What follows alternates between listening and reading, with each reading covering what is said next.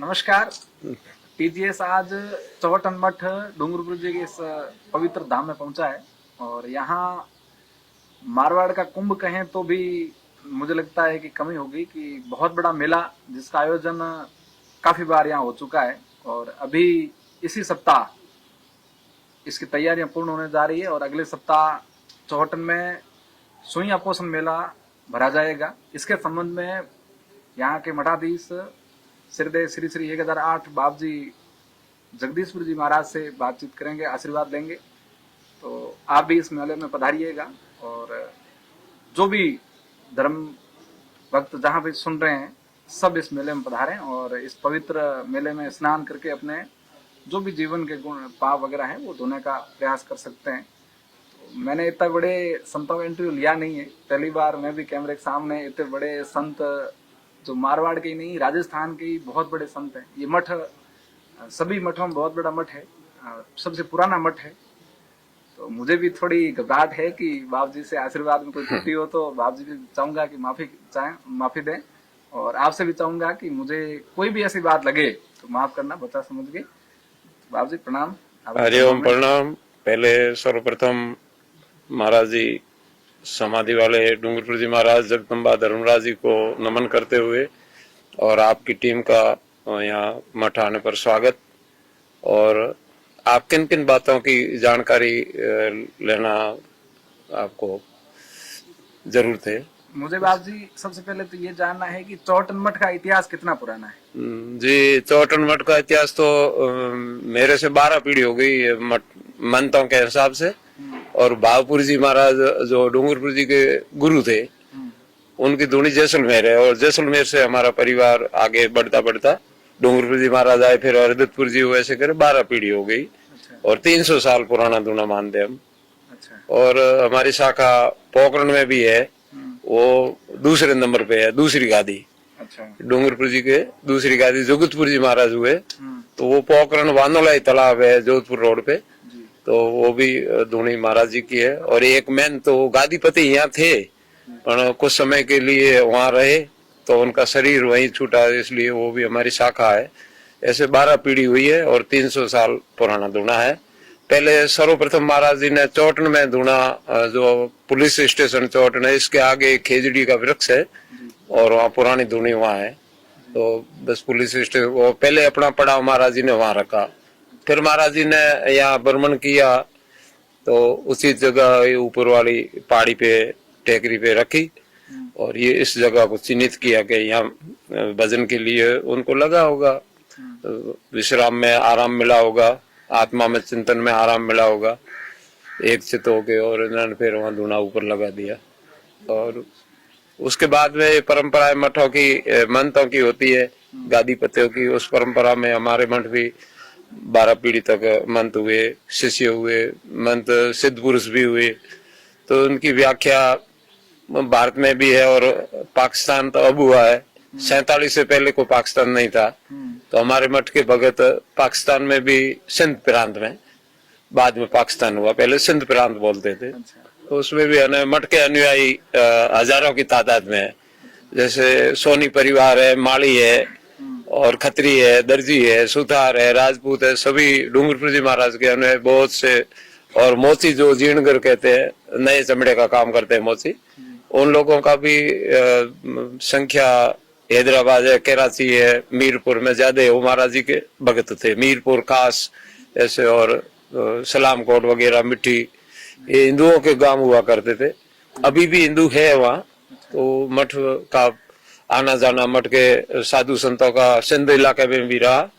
और उसके बाद में यहाँ महाराज जी ने पड़ाव लिया तो मठ का विस्तार होते होते अब हम अखाड़ा, जूना अखाड़ा से भी जुड़े हुए हैं।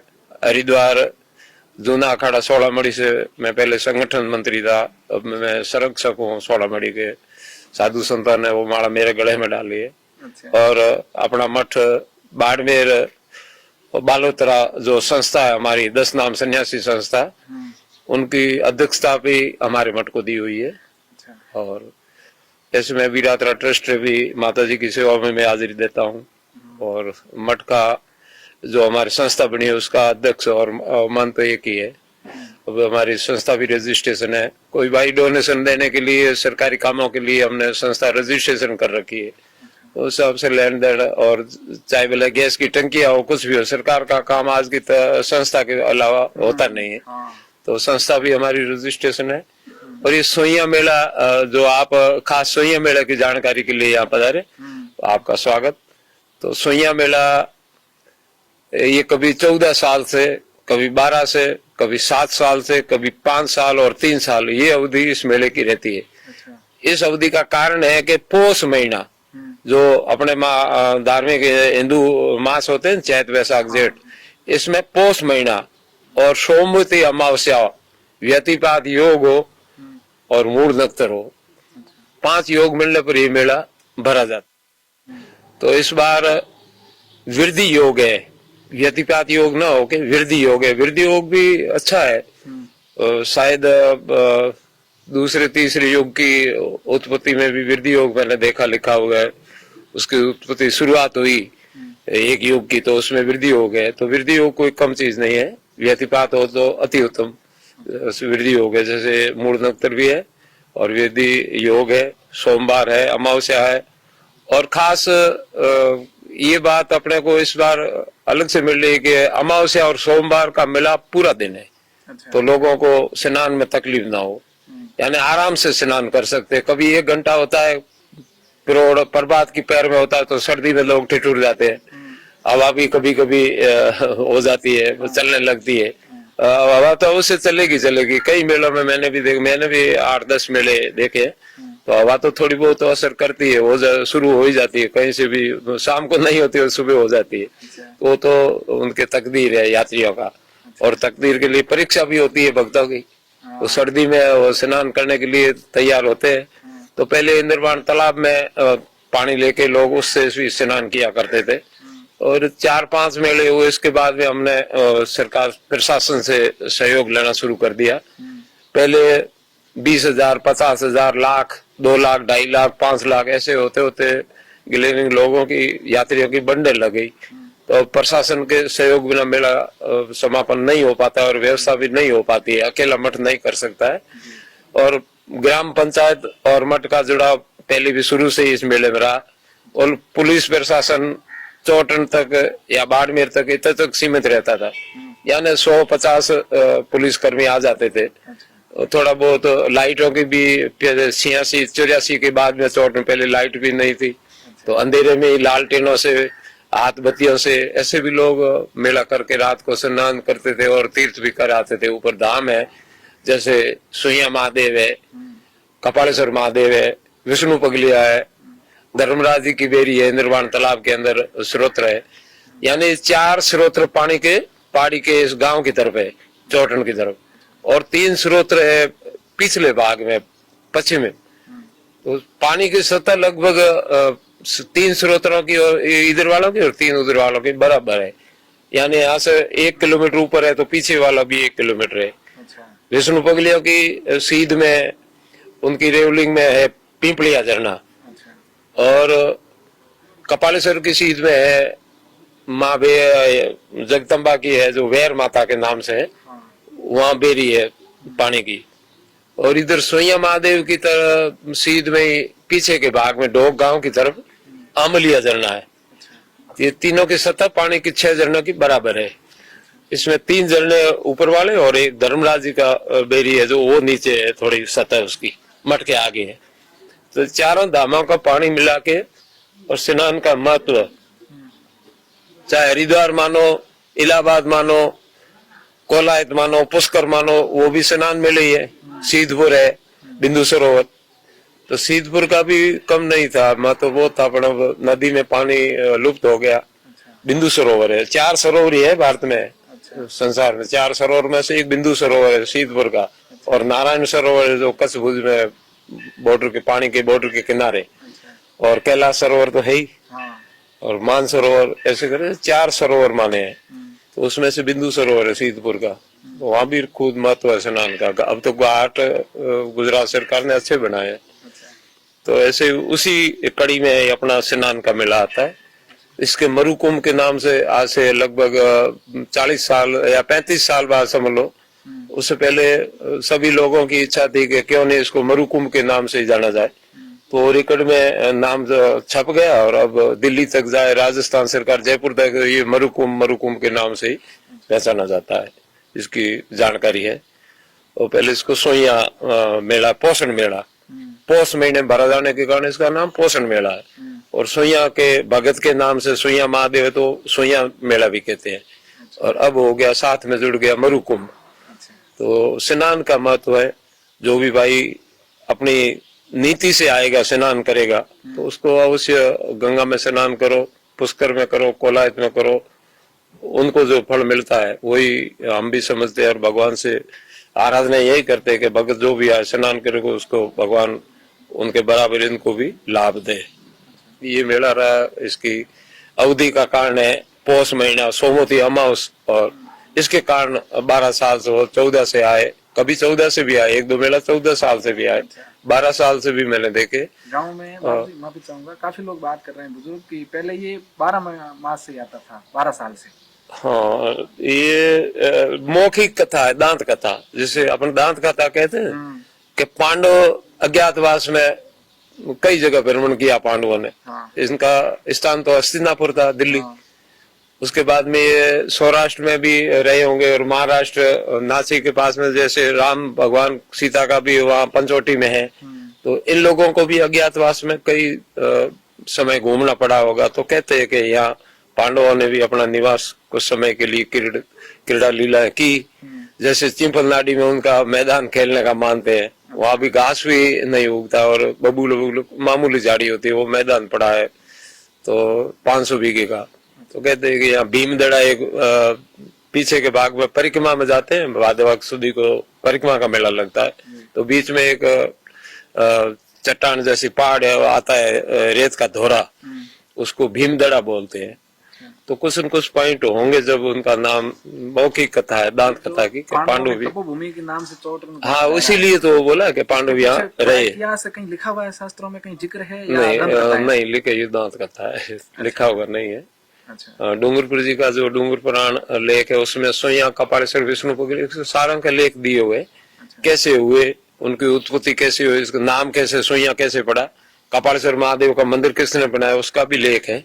कपालेश्वर महादेव जी के मंदिर के बारे में लेख है कि एक राजा था जो बीकानेर साइड में उत्तर दिशा में था, उसको एक बच्चा भगवान ने दिया तो उसकी आंखें नहीं थी, अंधा था।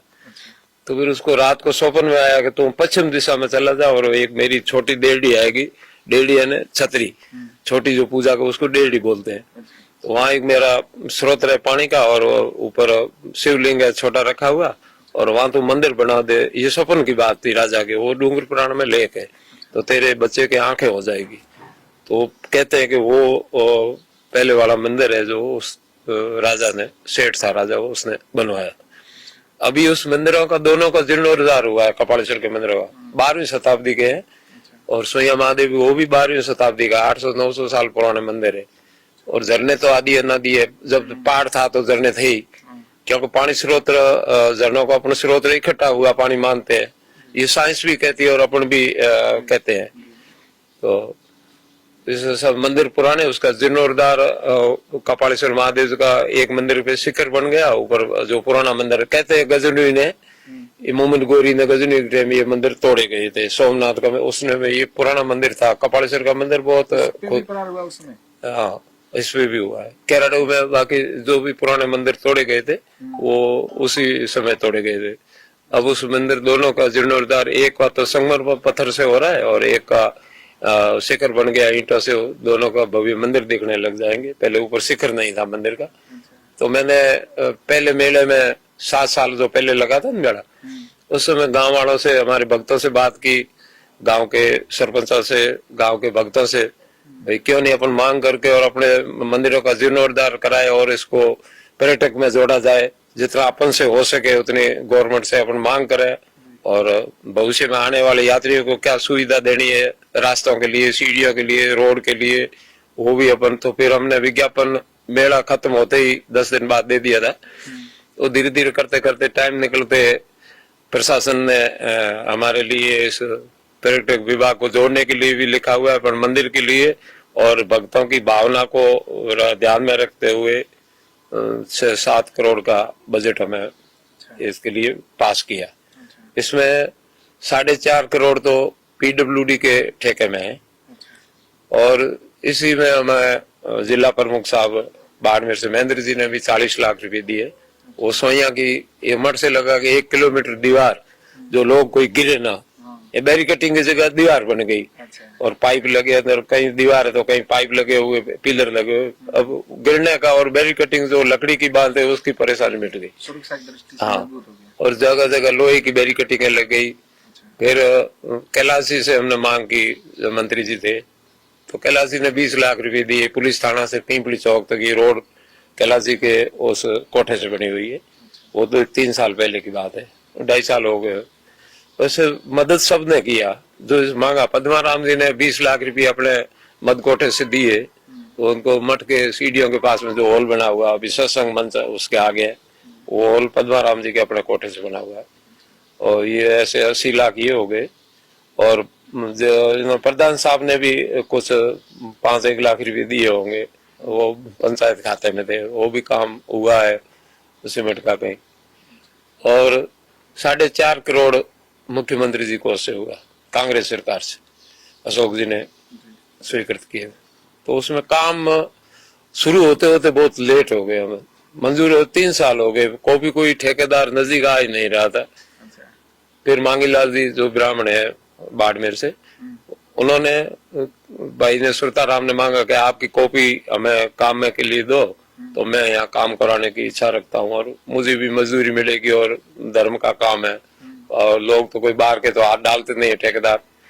तो उस भाई ने सुरताराम ने ठेका लिया तो काम थोड़ा देरी से शुरू हुआ और अभी भी थोड़ी पैसा में तो पेमेंट में अड़चन आ रही है, न जाने कहाँ रुके हुए। इसमें पर्यटक विभाग भी साथ में है और पीडब्ल्यूडी भी साथ में है।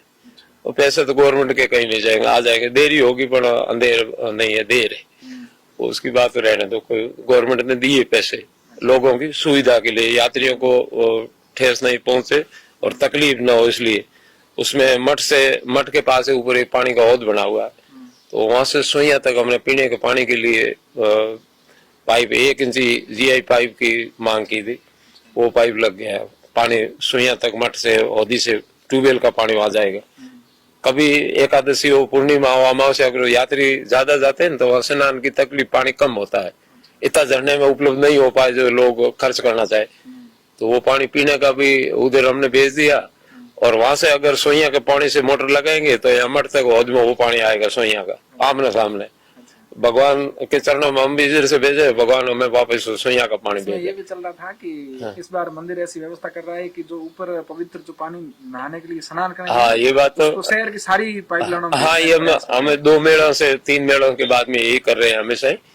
आज से 25 साल के बाद में जो टाइम होता है, जब उस टाइम में हम 10 लीटर 5 लीटर जो भी झरने में पानी मिलेगा, विष्णु पगलिया से एक आदमी को टाइम पे भेज देते हैं, एक को कपालेश्वर, एक को विष्णु सोइया और एक को धर्मराज जी इंद्रबाण में जो बेरी है, उसके चारों में से पानी मिक्स करके जो गांव में सप्लाई के हौद है, वाटर सप्लाई, उसमें मिला देते हैं। अगर ट्यूबवेल कोई खुला है तो उसमें भी छींटा डाल देते हैं। वो एक छींटा डालो गंगा जल का तो बराबर है, और वो नहीं उपलब्ध है तो औदियों में हम डाल देते हैं। तो औदी का ही पानी वापस गांव में सप्लाई होती है, सभी घरों में नल हो ही जाएंगे। और मठ के बाड़े के आजू बाजू में अब की बार 500 टूंटियां लगी है। हाँ, पहले मेले में 250 थी, अब की बार सुविधा बढ़ चढ़ के मांगी हमने। तो 500 टूंटी स्नान के लिए, उसमें लेडीज के लिए एक पार्क का दीवार बनी हुई है, पार्क है, वो अंदर का भाग हमने लेडीजों के लिए, उसमें 70-80 टूंटी लगेगी, वो माइया बाइयों के लिए अलग से व्यवस्था रखी है। जेंट्सों के लिए बाहर दीवार के सार में, और वो पानी चलता रहेगा। उसमें इंद्रबाण में हो सका तो इंद्रबाण से ऊपर हौद है नजदीक में, तो वहाँ मोटर से हम पानी पहले भी उसमें चालू रख देते हैं। आधा इंची की मोटर, आधे वाली पाइप और आधा हॉर्स पावर की मोटर, तो धीरे धीरे पानी उसमें मिक्स होता जाता, वो नीचे आता जाता था। ऐसा भी करते हैं, अभी करेंगे। तो पानी में लोगों को ऊपर जाने की और भगदड़ में जाने के लिए, पानी के लिए न जाए और दर्शन के लिए जो जाएंगे तो उनका स्वागत है। और वो भी अनुशासित, प्रशासन की कोई राह न तोड़े, प्रशासन की कोई बात को न माने, ठेस पहुंचे उसको, ऐसा नहीं है। प्रशासन को यात्रियों को सहयोग देना पड़ेगा, जब जाके होगा। प्रशासन अकेला करे और यात्री हट कर ले, नाटकबाजी करे, गुंडागर्दी करते, वो नहीं चलेगा। यात्रियों से हम अनुरोध करते हैं कि आप शांति बनाए रखें, प्रशासन आपकी सेवा के लिए है, मठ के साधु संत आपकी सेवा के लिए, चौटन गांव पूरा आपकी सेवा में खड़ा है, तो आपको भी अनुशासित रहना पड़ेगा। स्नान के लिए आपको कोई तकलीफ नहीं, आने जाने के लिए पहले कपालेश्वर जाने के लिए मठ होके एक ही रास्ता था इंद्रवान तालाब के पास में, तो अब इधर से जाओ और कपालेश्वर से 1 किलोमीटर नीचे सड़क बन गई है, तो उधर से निकासी हो गई, इधर से जाने का हो गया। मठ से सोया जाया जाता है और वापस राजपूत वास में नीचे सीढ़ी है, गांव में उतरती है, उस सीढ़ियों से निकासी, आने का रास्ता नीचे उतरने का उधर से होगा। वो प्रशासन ने सब रास्ते तय कर रखे हैं, तो उसी हिसाब से ही चलना पड़ेगा यात्रियों। कितनी संख्या अनुमान कर रहे हो आप? अब संख्या तो पहले डीटीओ साहब ने पहले में 10 लाख आंकी थी, अच्छा, क्योंकि रात में वो भी गाड़ियों का धंधा करते हैं, निगरानी करते हैं, गाड़ियों की चेकिंग किया करते हैं, उनको पता था कि कितने लोग आए, वो नाकाबंदी में थे बाहर। तो 16 लाल जी डीटीओ हमारे मठ के भगत भी है और साधु संतों को अच्छा प्रेम रखते हैं, तो 16 लाल जी ने बताया था कि बाबूजी संख्या तो 11 लाख तक हो सकती है, 10-11, पर पुलिस प्रशासन ने, सरकार ने जो हमारी सेवा में प्रशासन तत्पर था, कलेक्टर साहब थे, एसपी साहब से सारे, उन्होंने अब की बार हम 15 लाख तक अंदाज लेके चलते हैं कि भाई 15 लाख आ सकते हैं यात्री। प्रशासन से मांग भी हमने 15 लाख की व्यवस्था के लिए मांगी है। इसमें 3000 पुलिसकर्मी एसपी साहब ने, और कल हमारे यहाँ आईजी भी पधारे थे, उन्होंने भी कह दिया 3000 से ऊपर ही भेजेंगे महाराज जी। और जो टीमें मेला रात दिन करवाती है ना, उन सीआईओ को, उन डिप्टियों को यहाँ लगवाएंगे, तो उनको जानकारी है मेलों की। और हमारे यहाँ डिप्टी साहब है अभी, वो भी बुद्धिजीवी है बहुत, और सोमकर्ण जी हमारे सीआई साहब है, वो भी तत्पर अच्छे एक्टिव मेहनती है, कोई भी आलसू नहीं है। और हमारे एसडीएम साहब है मैडम, तो वो उनको भी शौक है मेले का। और कलेक्टर साहब से भी हम 1-2 बार मिले, तो उन्होंने भी कहा महाराज कोई चिंता जैसी बात नहीं, आपका मेला हम अच्छा कराएंगे। जैसे रामजी बोस साहब है, 2-3 बार आ चुके हैं, एसपी साहब जी 2-3 बार पधार गए, रात को भी यहाँ पधारे थे एसपी साहब। तो प्रशासन की तरफ से कोई सिर्फ थोड़ी रोडों की कमियां हैं, रोडों का सुधार कम हो रहा है। जैसे पटड़ियां हैं, झाड़ी कटिंग है, तो वो रोडों का है, तो कहीं गिरिप का है, कहीं पीडब्ल्यूडी का, अभी 10 दिन है, वो लोग करेंगे, हमें भरोसा है कि वो पूरी सुविधा देंगे लोगों को। अभी थोड़ा कम हुआ काम, बाकी सब सेवाएं जलदाय विभाग की भी अच्छी है, तो लाइट वाले अपना काम कर रहे हैं, स्वास्थ्य विभाग वालों ने कर दिया कि 10 टीमें हम यहाँ लगवा देंगे। और बाड़मेर से जैसे अग्निशमन की गाड़ी, 2 गाड़ी हमने वो मांगा कि एक गाड़ी छोटी हमारे मठ परिसर के नीचे रहे और बड़े वाली मेला मैदान में रहे। बाबू जी, एक रोकना चाहूंगा, छाप लगाने का क्या प्रोसेस है? अब छाप जो है, गोलाकार छाप बनी हुई है, वो है शिव का प्रतीक, यानी शिवलिंगाकार, जो जलेरी और नंदी और आकार होता है नहीं, जैसे लिंग बीच में ऊपर और जलेरी बोलते हैं, शिवलिंगाकार, उस आकार की प्रकृति उसमें है। वो गर्म कर पे ले बाजू पे लगेगी, बाहों पे, और नहीं उसको गर्म की इच्छा नहीं है, तो हमारे बोर्ड लगा हुआ है वहाँ, जहाँ छाप लगेगी इन 3 जगह बोर्ड लगा के रखे भाई स्व इच्छा यात्री की, चाहे भस्मी यानी विभूति में करके लगवा सकता है, कैंकू में करके लगवा सकता है, और गर्म करके इच्छा हो तो गर्म करके लगवा दे। पहले के लोग थोड़े मजबूत होते थे, इसके साथ नहीं थे, अब थोड़े लोग इससे डरने लगे, ओ ठाडा गर्म पक जाएगा, दर्द होगा, तो दर्द तो थोड़ा बहुत होगा ही। हाँ, तो वो अपनी इच्छा से हम कैंकू भी पास में रखेंगे और विभूति भी जो कहेगा वैसी लग जाएगी। अच्छा, 3 जगह केंद्र रखे हैं छाप के। और मठ के नीचे सत्संग होगी, तो अगर सत्संग में भजन भाव भी होंगे और पास में धूप हमारे हवन का भी चलता रहेगा, और एक तरफ छाप का भी होगा। अच्छा, तो वहाँ लोग किसी ऊपर न पहुंच पाए, किसी को इच्छा है कि मठ में हमें रुपया चढ़ाना है, दान करना है, तो पेटी यहाँ भी होगी और हमारे मठ के भगत बैठे होंगे, अगर वो वहाँ डाल देगा तो वो मठ में ही जाएगा। छाप लगाना शुल्क है या निःशुल्क है? छाप का शुल्क है, पहले 50 रुपये थे, अब की बार हमने 100 रुपये का अंदाज किया। अब 50, 20, 10-20 के नोट ही बंद हो गए चलना, तो कोई 100 रुपया, इतनी दूर आएगा लोग, तो कोई छाप के लिए स्व इच्छा से है। वो कोई सारे लोग 12 लाख तो 15 लाख तो लगवाते नहीं है, उसमें 1-1.5 लाख आदमी लगवाते हैं, तो इसलिए हमने शुल्क 100 रुपया रखी है। अच्छा। बाकी वो शुल्क मठ में काम आएगी। वो बोर्ड पे लिखा हुआ है कि भाई ये जो आपका पैसा आएगा सारा मठ में लगेगा, जो निर्माण में आता है हमें लोग देते हैं, अनाज भी देते हैं, और पेट में जो भी आता है हमने सब जो काम में लगा है वो आंखों के आगे पड़ा है। निर्माण लोगों को सुविधा मिले। हरिद्वार में हमने धर्मशाला बनाई, वो लोगों के लाभ के लिए बनाई, वहां जाए उनको अच्छी व्यवस्था मिले, रहने को मिले, आराम मिले। दोरीमना में मठ का आश्रम है रोड के ऊपर, वो भी इसी हिसाब से हमने बनाया कि लोगों के लिए। अच्छा। रामसर में बड़ा आश्रम बना है, वहाँ बैठने की भी जगह नहीं थी हिंदुओं के लिए, किसी के थी ही नहीं कि हिंदू क्या दूसरों के लिए भी नहीं थी, खाली होटलें थी। तो वहाँ आश्रम में 7 बीघा जमीन रामसर जागीरदारों ने हमें पहले भेंट की थी, आज से 50 साल पहले। अच्छा। तो वहाँ अच्छा आश्रम बन गया, अब लोग वहाँ पूजा पाठ हो रहा है। दोरीमना में पूजा पाठ चालू है, मंदिर की प्रतिष्ठा बाकी है, पूजा वहीं भी चालू है।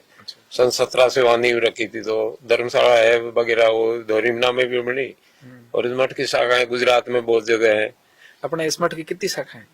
मठ की शाखाएं पोखरण में है, उमादेसर है, कुर्सी है, धनारी है, उधर साइड में जोधपुर की साइड में 4-5 है, पराड़िया है। अच्छा। और लवेरा है बावड़ी के पास में, नागौर रोड पे। अच्छा। तो 5 तो उधर हो गई। और गुजरात में 2 सांचौर में। अच्छा। तो दीनगढ़ में भी मेरा जन्मभूमि का गांव, उसमें भी लोगों की इच्छा थी तो वो जमीन किसी ने भेंट की, तो वहां भी दूना बन गया है। अच्छा। तो जगह जगह दोरीमना में, रामसर समझ लो, जयसिंदर वाला मठ वो अपनी मठ शाखा का है। पाकिस्तान में अपनी शाखा है? पाकिस्तान में छाछरो तहसील है, यानी बॉर्डर से 50 किलोमीटर, रडली गांव है। तो वहाँ अपनी मठ की शाखा है, 2-3 मंदिर बने हुए अच्छे, फोटो वोटो और मोबाइल में लोगों को भेजता रहता है। आपकी बातचीत होती है वहां से? तो बात तो कर लेते हैं, कभी 4-5 महीने से, कभी ज्यादा बात हम उनसे, वो तो बार बार फोन कर दे, वीडियो भेजे कभी कि आज हमारे जागरण है, सत्संग है। अच्छा। बात काम हो तो कर लेते हैं। आप गए नहीं कभी वहां? नहीं, हम गए 87 में, मैं और फतेहपुर जी महाराज। अच्छा। 6 महीने पाकिस्तान में हम रहे। अच्छा। तो बहुत सारे अपने वहाँ भक्त अनुयायी है। अच्छा। वहाँ के संत रड़की भक्त में वगैरह भी यहाँ आ पाते हैं? वहाँ के भक्त यहाँ भगत जाते हैं? वीजा लेके बाड़मेर तक वीजा होती, बाड़मेर से होली तरफ नो एंट्री है।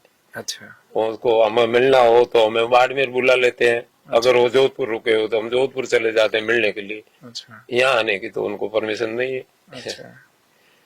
क्योंकि 14 इस हाईवे जैसलमेर और अहमदाबाद हाईवे जो चलता है, इससे होली तरफ पाकिस्तान वालों को वीजा गवर्नमेंट नहीं देती। अच्छा।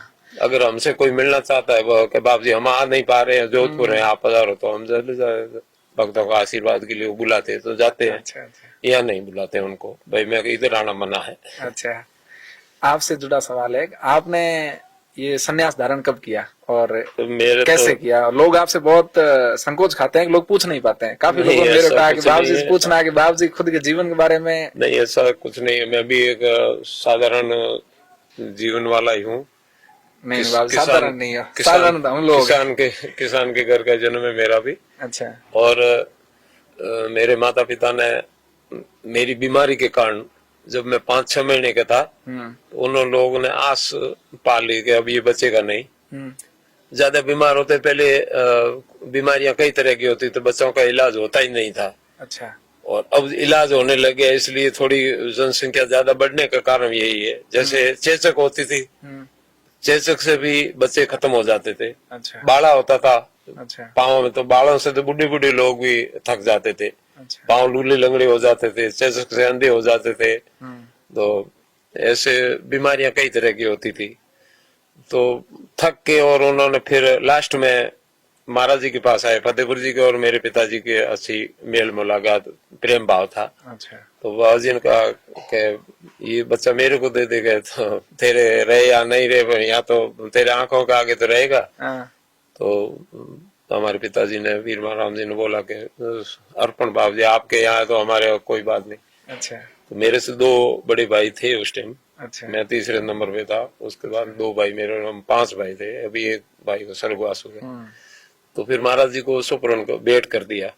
और उसके बाद में हम यहाँ दीनगढ़ से हमारा परिवार पूरा फतेहगढ़ रहने लगा, 4 साल वहाँ रहे। अच्छा। तो मैंने 4वीं तक, जब मैं 6 साल का था यहाँ से गए, तो वहाँ जाते ही स्कूल में हमारा एडमिट करवा दिया। फतेहगढ़ी स्कूल थी कोट के अंदर छोटी। अच्छा। तो 4 साल तक मैं वहाँ पढ़ा, चौथी में पढ़ता था। फिर बाबूजी फतेहपुर जी वहाँ गुरु महाराज पधारे, माधोपुर जी दोनों। अच्छा। गाड़ी उस टाइम में भी मठ में जीप थी। अच्छा। तो अपने साधन से वहाँ आए और कहा कि अब बस पढ़ता है तो वहाँ चौटन में ले जाए, और स्कूल नजदीक है और रहना सीखेगा और संस्कार सीखेगा, इसलिए हमारे साथ भेज दो। अच्छा। तो एक मेरा बड़ा भाई और हम दोनों यहाँ आ गए। अच्छा। तो वो भी 10वीं पास की उन्होंने, और मैंने 7वीं पास करके फिर यानी 25 साइसा 67, जो 25 का काल था वो। हाँ, अच्छा। 68 69 में स्कूल मेरे को छोड़ना पड़ा, क्योंकि वो पुजारी थे हरदानपुर जी, वो यहाँ से निकल गए कि मैं हरिद्वार जाऊंगा घूमने के लिए। तो फिर बाबू जी ने बोला भाई हम तो, माधोपुर जी भी उस टाइम बुजुर्ग थे, मदनपुर जी भी बुजुर्ग, अच्छा। बाबू जी फतेहपुर जी भी बुजुर्ग, और शंकरपुर जी भी, 4 मूर्तियां थी यहाँ। बाकी मजदूरों से काम होता था सारा। अच्छा। तो फिर बोला कि बाबू जी ने कहा भाई अब तेरे को स्कूल छोड़ना पड़ेगा, पूजा दोनों टाइम करनी पड़ती है मंदिर की। अब सुबह 7 बजे का स्कूल का टाइम और 7 बजे पूजा से निवृत्त होता नहीं जाया था, 2 घंटे पूजा में लगता। फिर मैंने स्कूल 7वीं पास करके छोड़ दी। अच्छा। और फिर उसके बाद में 2 साल के बाद में मठ का कारोबार, चाबियां, लेन देन, वो सारा मेरे जिम्मे आ गया। अच्छा। बुजुर्ग थे साधु संत, और बाहर भी ज्यादा उनको आना जाना पड़ता था। तो मठ का काम धीरे धीरे मैंने संभाला ही था, और आज भी मैं देख रेख कर रहा हूँ जैसे मेरे से हो पा रही है। नहीं, बढ़िया कर रहे हो आप। पहले से सेवा का ही था भाव, और अभी भी मेरा वही है। अच्छा। आज इनको भी बाहर से आया तो फिर साधु संतों के लिए बिस्तर अंदर सेट किया पूरा हॉल, आपने नहीं, देखा। वो तो मैं पिछले 2 दिनों से देख रहा हूँ। तो वो 2 बार और आया था, उसमें भी आप यहाँ रोडों पे सारा खुद खड़ा रह के काम करवा रहे हैं। हमारा हर कर्तव्य काम बनता आप है। खुद देख रहे हैं, तो खुद की इतने देख लोग रेख हो आते रहा हैं है। तो देखो टाइम निकल जाएगा। मेले के बाद में भले अपन कुछ भी करें तो लोग नहीं देखेंगे, उनको सुविधा नहीं मिलेगी। हमारी इच्छा है कि लोगों को सुविधा मिले, इसमें तकलीफ बाबू हो। जी, हमारे जैसे गृहस्थी जीवन के लोग ये कहते हैं कि बाबा होंगे ठीक है, बाबा कोई तकलीफ नहीं है, ठीक ही बाबा है, आराम है। देखो मैं आराम आपको ये जानना चाहूँ नहीं, हमें कोई कि कष्ट- सन्यासी जीवन में क्या ही अनुभव है हमारे गृहस्थी जीवन और सन्यासी जीवन संन्यास को संन्यास समझ ले हाँ। कि हमारा घर है और हमारा कर्तव्य है, और हमें भगवान ने भेजा है, इसलिए हमें ये जगह मिल रही है। अच्छा। तो कोई तकलीफ है नहीं। अच्छा। और जीव घर में पड़ा है, इधर उधर भटके तो तकलीफ है। अच्छा। बाकी हमने तो जब से मैं आया उसके बाद में घर तो कोई 2-4 दफा ही गया होगा। अच्छा। घर तो नजदीक है, कोई दूर नहीं है। और ज्यादा हट कर लेके भाई कोई शादी है ऐसा है तो जाए, बाकी घर वालों से तो बिल्कुल कट होना पड़ता है। अच्छा। अगर साधु का जीवन निभाना है तो, और संतपना करना है तो उनसे जब बेल पीछे से अलग होगी तो ही उसका, तुम्बे की बेल है तो फल तो उसमें अलग होगा तो भी तांता, नहीं तो तांता उधर से लगा हुआ होगा, नहीं तो जाएगा। अच्छा। घर से तो तांता तोड़ना पड़ता है। अच्छा। नाता और तांता यहाँ सब इतना बड़ा मैनेज कर रहे हो आपने लगभग ये पूरा खड़ा करवाया है। तो ये जब हमने से नहीं करे, ये मैंने तो भी काफी चर्चाएं करी तो बाप जी के नेतृत्व में हम यहाँ जब सब बैठे कुछ हुआ रहते है। हैं ना, आप जब ये काम संभाला उस समय और आज में आपने कितना संघर्ष किया इसको खड़ा करने में, इस बड़े तो संघर्ष की बात आप जो आज से 30 साल पहले, आज 40 साल पहले गांव के लोगों को सबको ध्यान है। हाँ। सादगी का जीवन था मेरा, इस मठ का कारण नहीं, हर एक मठ में था, घरों में भी यही था। झूपे थे, कांटों की बाढ़ थी, यहाँ भी कांटों की बाढ़ थी, अपने बैठे हैं ना इधर सारे कांटों की बाढ़ थी। अच्छा। कई मेले उस कांटों की बाढ़ में भी हुए। अच्छा। तो अब ये 10-20 साल 25 साल बाद में धीरे धीरे जैसा लोगों का भाव बढ़ा, और हमें भी ये लगा कि अब कुछ हम भी प्रगति करें। अच्छा। जैसी आधुनिक समय की मांग है, मांग के साथ में हम चलते हैं। इतने स्टैंडर्ड हम नहीं करते हैं, पर थोड़ी मांग के साथ में चलना पड़ता है। अच्छा। बाकी ज्यादा स्टैंडर्ड आप कहीं देख लो हमारे सादगी का है। अगर कुर्सी की जगह जरूरत है तो कुर्सियां भी है, और टेबल की जगह है तो टेबल रखनी पड़ती है। स्टैंडर्ड वाली वो चीज नहीं। लाख रुपये एक सोफा का लोग देते हैं। अब एक कुर्सी का ₹1,00,000 तो फिर वो क्या हुई, स्टैंडर्ड ही होगी नहीं, जरूरत नहीं हुई उसकी। सही बात। जरूरत तो देखो 500 रुपये वाली कुर्सी 1000 की समझ लो, 2000 की समझ लो, इससे ज्यादा खर्च करे। और शोभा ये 12-13 हजार 15 हजार का है, इस अपन 2 लाख का रखेंगे, लोग कहेंगे देखो बाबा को पैसे दिए और ये फिजूली खर्च कर रहे हैं। अच्छा। तो जरूरतमंद तो करना पड़ता है, फिजूली खर्चे के लिए हमारा भाव नहीं है। हमने कई भंडारे भी, 2-3 भंडारे यहाँ भी किए गुरु महाराज देवलोक होने के बाद में, सांसौर में भी किए, कहीं भी करते हैं फंक्शन तो सादगी का टेंट, एक रात के लिए अपना ₹1 करोड़ टेंट के दे दो, वो किसमें कोई उसके लिए किसी को दो नहीं, कहीं भवन बना दो, स्कूल में बना दो, धर्मशाला में दो, प्याऊ लगाओ, सफा खाने में दे दो। ऐसे हमारी भी इच्छा थी कि हॉस्पिटल के लिए को लोगों से थोड़े तो चौटन में 10 नाम सन्यासी नाम से हॉस्पिटल भी मठ का है। अच्छा। और एक जगह स्कूल भी मठ के नाम से जो जालमपुर जी पौत हो गए उन्होंने शुरू किया था, वो तो उसको मठ चला रहा है। मास्टर भी ठेके दिया, कुछ भी दिया, अपन है भवन मठ का और मठ के नाम से चल रही है। अच्छा। शंकर ने बाल निकेतन और 10 नाम सन्यासी हॉस्पिटल मठ के नाम से चल रहा है। बाकी भवन तो 2-3 स्कूलों को किराए दिए हुए हैं, तो है वो ही कम किराए पे। उन्होंने कहा बाबू जी स्कूल चलाएंगे। बाड़मेर में हमीरपुर वो स्कूल को दिया हुआ बिल्कुल सस्ते भाड़े में। अच्छा। और यहाँ मीडिया स्कूल को दिया, वो भी नया बनवा के दिया। उन्होंने कहा कि आप हमें बच्चों के लिए पढ़ाई के लिए आपके पास जमीन है, आप बना, तो हमने बना के दे दिया।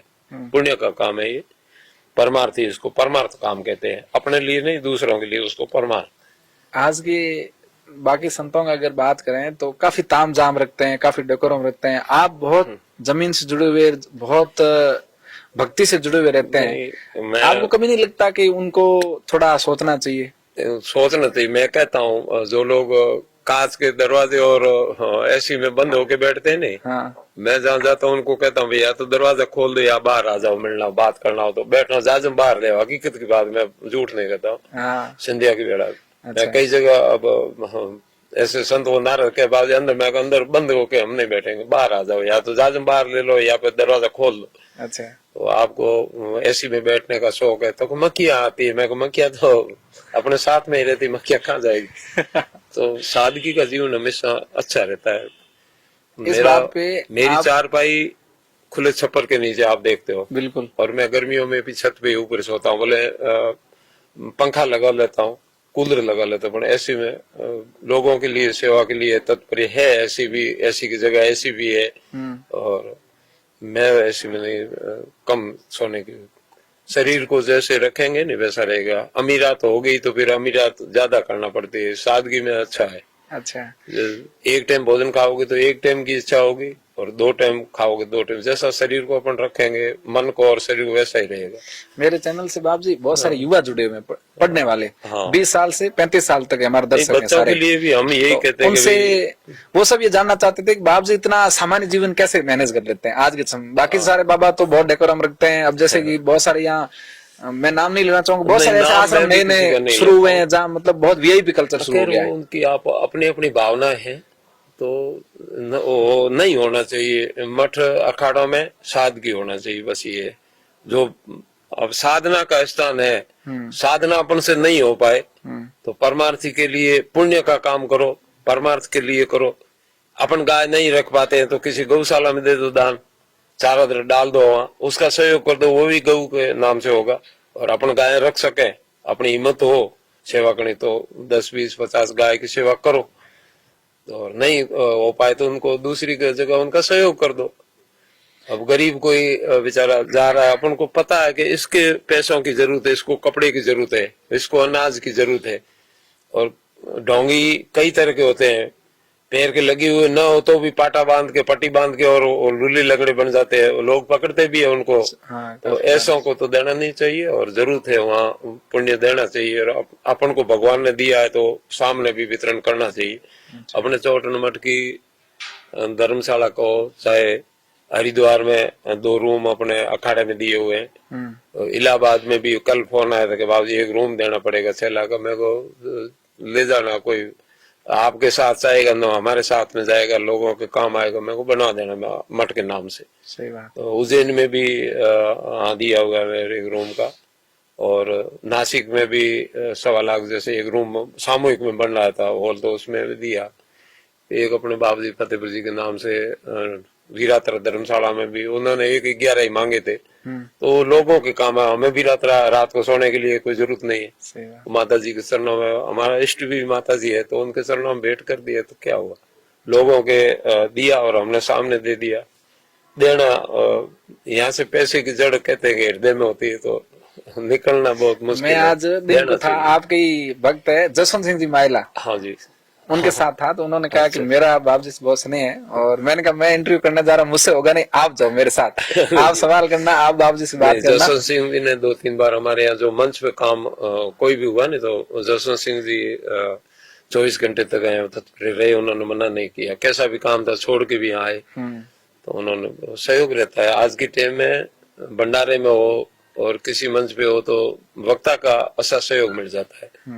वो संस्कृत के भी जानकार है, हिंदी के भी जानकार है, बिंगल भाषा के भी जानकार है, सभी तरह से बहुत अच्छे वक्ता है। अच्छा वक्ता है। काफी देर बातचीत हुई थी, आपके बारे में अच्छा बताया कि बाप जी ये सारी चीजें उन्होंने मुझे बताई कि भाई इसका सोइया का क्या इतिहास है, इसका शास्त्र में कहीं जिक्र है कि नहीं है यार? नहीं है, सोइया का डूंगर पुराण जो है, डूंगरपुर जी महाराज ने व्याख्या की है 300 साल पहले। उन्होंने सोइया बारे में बताया कि भाई एक माली भगत था और वो महादेव जी की भक्ति करता था और भगवान महादेव जी उनको प्रसन्न हुए तो उसने वर मांगा कि भाई मेरा नाम भगवान, मेरा नाम आपसे पहले और आपके साथ जुड़ा रहना चाहिए। अच्छा। तो सोइया महादेव के नाम से, बाकी मंदिर तो पहले ही था। अच्छा। वो सोइया माली जाति का भगत था। ये डूंगर पुराण बाप जी किस भाषा में लिखा गया है? वो पहले वाली पुरानी जो बाणी की आप बाणियारी भाषा कौन, तो बाणियारी भाषा है, एक खड़ी लाइन खींच के ऊपर लिखा, उसी ऐसी भाषा में है। आपने इसको वापस अभी इस हिंदी भाषा में, उसमें से कुछ अंश जो गुरु प्रसाद डूंगरपुर जी की किताब हमारे मठ से चल रही है। अच्छा। गुरु प्रसाद के नाम से, भजन वाणी के नाम से, सत्संग भजन वाणी, ऐसी 2-3 पुस्तकें हमने 91 के बाद में प्रकरण संस्करण शुरू हुआ है किताब का, पहले नहीं था। अच्छा। तो मैंने संग्रह 2-3 बार पुस्तकों का किया। अच्छा। जैसी मेरी जानकारी थी वैसा संग्रह किया। उसमें सत्संग वालों के बारे में भी लिखा, भाई सत्संग ऐसे किया करो, अपनी पुरानी परंपरा उसको गुम मत होने दो, लुप्त हो जा रही है। अच्छा। सत्संग का भाव सत्संग का रखो, जागरण का जागरण का रखो। नाटक पहले भी लोग कराया करते थे। गांव में जो राजा सेठ साहूकार होते थे ना, वो पब्लिक को नाटक के लिए कोई आजाद नाटक तो वो नाटक करके और पैसे वो देते थे और पब्लिक के लिए वो कराते थे गांव चौटे में। अच्छा। जैसे रामलीला हो गई, भरतरी की लीला हो गई, रामदेव जी की लीला हो गई, ऐसे हरिश्चंद्र राजा का नाटक, ये नाटक तो शुरू में ही चलते थे। अच्छा। तो वो नाटक की बाजी अब मंच पे आ गई सत्संग जागरण के साथ। अच्छा। वो नहीं होना चाहिए। इससे बाप जी आपको दुख होता है कि जब ऐसा देखते हैं तो? दुख तो होता, मैं कभी कभी वहां से उठ जाता हूँ, सही बात है। अच्छा। तो देखने वाले बहुत है, उनको ठेस पहुंचती देखता हूँ नहीं तो मैं वहां से छुट्टी ले लेता हूँ। अच्छा। मैं को भक्तों को ठेस नहीं पहुंचे और मुझे पता है कि वो ऐसा नहीं करेंगे तो भीड़ कम हो जाती है, वहाँ संख्या बच्चों की कम हो जाएगी और औरतें भी उठ के चली जाएगी, देखने के लिए इच्छुक ज्यादा होते हैं लोग। अच्छा। तो फिर मैं वहाँ से छुट्टी ले लेता हूँ। अच्छा। आपका मन न बिगड़े और आपको ठेस नहीं, आप करते रहो। बाप जी वक्त बदल गया, समय बदल गया, लेकिन आपने अभी तक अपना विचार नहीं बदला है। आज भी सादगी, वही अभी तक आपके नियम और वही कानून कायदे लेके चल रहे हो। देखो भजन वाणी है ना, जो महात्मा हुए हैं, जैसे लखमा जी हुए माली, बनानाथ जी हुए, रैदास हुए, सूरदास जी हुए, मीराबाई हुई और डूंगरपुर जी महाराज तो है ही। डूंगरपुर जी महाराज के भजन वाणी है जो वाणी 4 तरह की होती है, परापसंती, मधुआ और बेकरी। बेकरी वाणी कहाँ से हो उत्पत्त होती है एंड गाने के लिए उसका कहाँ तक दौड़ा है, और परा वाणी का कहाँ तक है, परा वाणी में क्या शब्द काम में लिए जाते हैं। जैसे कबीर जी ने कह दिया ना कि वो सूर्य भी नहीं था और वो भी नहीं था, ये परा वाणी माता है। अच्छा। जिसका ना ही ना होता है ना कि वो नहीं था, नहीं था, एक चंदा सूर भी नहीं था, वो भी नहीं था, ये उस वाणी को परा वाणी मानते हैं। अच्छा। और बेकरी वाणी है वो गुरु महिमा में आती है। अच्छा। बेकरी वाणी वाला भजन कर सकता है, पार उसमें फायदा है। परा वाणी वो तो बहुत कठिन खोज करने वाली वाणी है। अच्छा। जैसे कबीर जी के और संतों के आपस में वाद विवाद है नहीं, बनानाथ जी के, गोरखनाथ जी के। गोरख जी ने बोला मेरी खोजी खोजेगा तो कबीर जी ने कहा मेरी गाय गायेगा बहुत धक्का खाएगा। अच्छा। तो गोरखनाथ जी ने कहा मेरी खोजी खोजेगा तो बहुत आनंद सुख पाएगा। अच्छा। यानी खोज न कर लेगा तो वो आनंद सुख पाएगा। तो खोज करना और उसका अर्थ करना बहुत कठिन काम है। साहब जी आपने इसमें और पढ़ाई करी क्या हिंदू शास्त्रों में? आप तो 7वीं तक पढ़े हैं। शास्त्र तो पढ़ने का टाइम ही नहीं मिला। मुझे जो है भगवान की, उनकी समाधि वालों की और गुरुओं की कृपा से संगत का ही है बस। अच्छा, क्योंकि जैसे- आपने जब साथ में छोड़ के भक्ति शुरू कर दी तो फिर पूरे मठ का भार आप पर था। उठ बैठ हमेशा ही साफे वालों के साथ नहीं रही। अच्छा यानी बुजुर्ग लोगों के साथ मेरा उठना बैठना हुआ। अच्छा बच्चों के साथ खेलने में ऐसा मेरा नहीं था। अच्छा। और न युवा पार्टी के साथ में बैठा। युवा तो डरते हैं आज भी आपसे। मैं खुद भी डरता हूँ, मेरे इंटरव्यू करने की हिम्मत नहीं करता। खरी बात है, आ जाते हैं, उनका काम है कर देते हैं, पर युवाओं के साथ ज्यादा बैठना पसंद है। उनको कहता हूँ भाई शराब मत पीना, माता पिता की सेवा करना, नशे से दूर रहना।